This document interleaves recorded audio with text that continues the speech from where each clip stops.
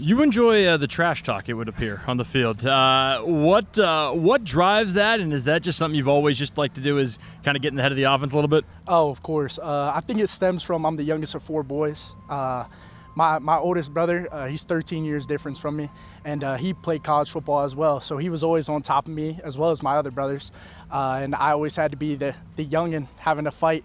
So I think it just stems from that and having energy. So yes, sir. How much does it just kind of fuel you a little bit, especially when you get into the full pads and there is some serious contact, and you get fired up on a big play, and you just you kind of look over the offense and have something to say, something to do. Just kind of, how much does that fire you up and motivate you? That's why I play this game, to be honest. I love the energy that football brings, and right when we get into full pads, it's a different mode. It's a different switch, and instead of just technique, you can smack somebody in the mouth and really take over the game. So. The tinted face shield, why? I know that's actually illegal in the NCAA, but I had an ulcer at the start of camp, so I wear contacts, and I happened to sleep in my contacts, and I woke up about 2 days before camp started, and my eye was all swollen, and tears were coming out my eye, and I had to go to the doctor, and they said I had an ulcer in my eye, so it was super sensitive to sunlight. So that's why I had the visor on. But it has to come off by the time the season starts? Yeah, it does have to come off, unfortunately. But I slept in my contacts the other night. I got to stop doing that now, apparently. Oh, yeah, definitely take those out from experience. Believe me. For sure. Take us back to your recruitment here at WSU, and what made you want to come here in the first place? So I actually got a call from Coach Bibbs, and in his Twitter handle, it said South Dakota State still. So initially I was thinking, South Dakota State, he texted me, I'll just give him a call, see what he has to say. And right away, I felt his energy through the phone. And he actually called me, it was 12 or 11:45 p.m. for me on the East Coast, because he was already out here. And we go through about 15 minutes, 20 minutes of conversation. And at the end of the call, he goes, I'm actually at Washington State now, and we would want you to come here. And I literally put the phone down and was looking around oh, let's go. I started, I'm a little energetic guy, so I got up. I was probably flexing and stuff in my room at midnight, and I got back on the phone call and was like, Coach, let's do it. So yeah. What made you that fired up when you heard that? Out of all of the West Coast, my godfather, my closest uncle, is actually in Seattle. So I was like, all right, awesome. That's perfect for me.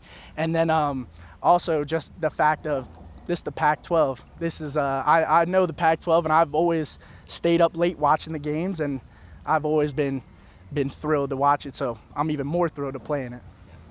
At what point after you committed did you check out the schedule and see that there's 2 games on the East Coast around where you're from, and what was your reaction to that? Oh, that fired me up, because those guys, I felt a little overlooked by those guys, especially being a Virginia guy and one of the top defensive tackles in the state. You'd think they might give me a chance over there, but didn't happen, and we're going to make them pay. Obviously you've been a part of fall camps before, just this your first one with this staff in Pullman. How does this compare to some of the other camps that you've been a part of? Oh, this is definitely the best one for sure. Just from taking care of our bodies to also, we're grinding on the field, but the nutrition they give us from the top down, honestly, it's overall just a great experience and better than what I've been at. And what's the energy level shift been like, if there's been any, from day one to now? And then I guess, how do you look forward to the last week of fall camp kind of wrapping up? So the energy definitely picked up when you get the pads on, like I was saying earlier. When it starts popping and trash talk gets thrown around and stuff, it brings the energy to a whole new level. So it's just been exciting, and I'm excited for this last week of camp, and I'm just ready for the defensive line to dominate. How would you describe Coach Bibbs as a person and coach? What have you enjoyed about being in his room? Oh, I think Coach Bibbs is probably one of the greatest people I ever met in my life. Just from, even though he's a great coach, he's probably a better person, definitely a better person actually.